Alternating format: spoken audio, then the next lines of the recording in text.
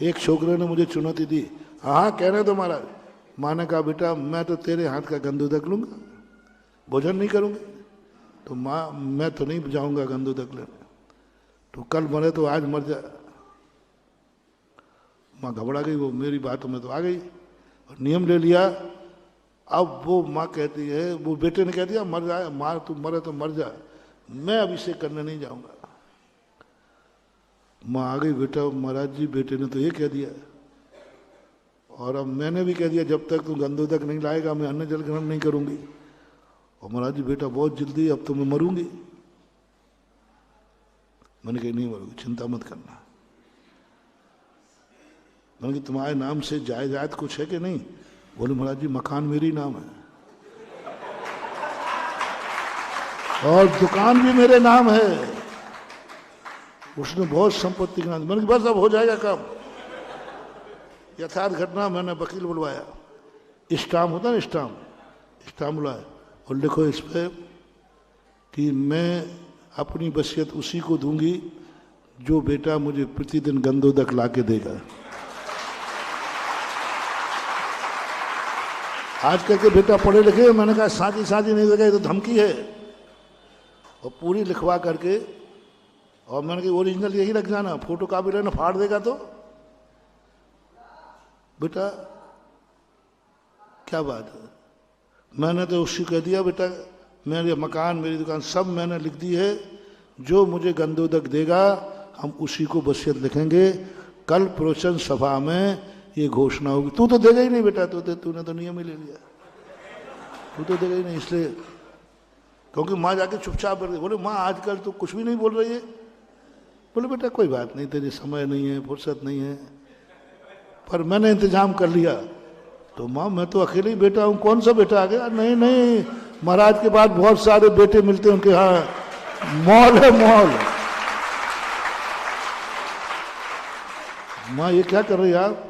ये बेटा देख ले, पढ़ ले, फाड़ मत देना, ओरिजिनल कापी वहीं रखिए।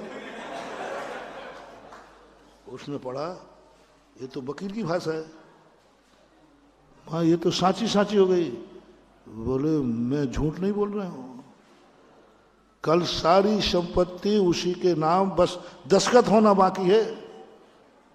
कल दस्तखत होंगे, वकील का इंतजाम कर लिया, सब कर लिया, कल प्रवचन सभा में ये होगा।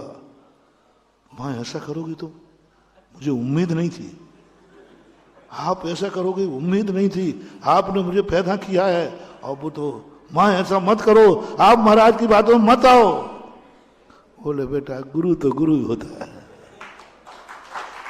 अभी तक मैं मोह में थी, अभी तक मैं मोह में थी, जानती नहीं थी, अब तो यही होगा।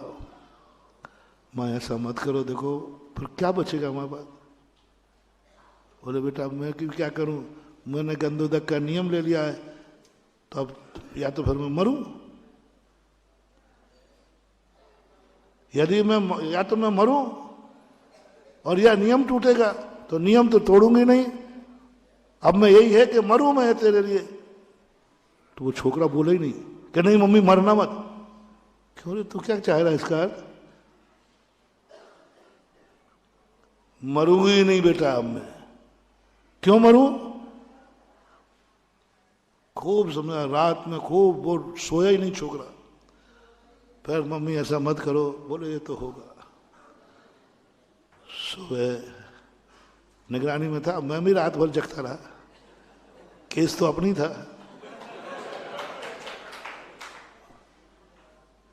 सुबह माँ के साथ धोती दुपट्टा पहन के मंदिर में आ गया, मैं शांत रहा और मैंने देखा ये तो वही आ गया, और वो मुझे घूर के यूं देखा,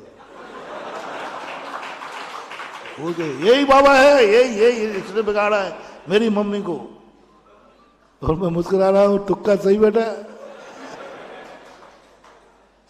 और वो अभिषेक करा।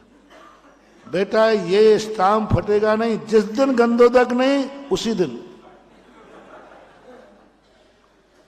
वो आने लगा। मुझे बद्दुआओं का कोई प्रभाव पड़ता ही नहीं। खूब घूरा उसने, मैंने कहा घूर बेटा। आज वो 1 साल उसने अभिषेक किया मजबूरी में। उसके बाद आकर रो पड़ा, बोले महाराज जी आपका और हमारा कौन से जन्म का संबंध है? मैंने कि मतलब मेरा तो कोई संबंध ही नहीं है। नहीं, जरूर है। आप मेरे लिए इतने नीचे उतर गए, आप हम लोगों को उठाने के लिए इतने नीचे उतर गए, स्टाम्प मंगवा लिए, वकील बुला लिया, माँ को समझा दिया। महाराज इतने नीचे आप उतर सकते हो हम लोगों के लिए, ये मैं अभिभूत हूं। आज मैं धन्य हो गया। महाराज आप नहीं उतरते हमारा कल्याण नहीं होता। मैंने की बद्दुआएं? बोले महाराज बद्दुआएं नहीं, जन्म जन्म तक अब आपका एहसान मानूंगा। आज सब खुशी खुशी हैं, बहुत अवभाग्य मान रहा है वो। बोलो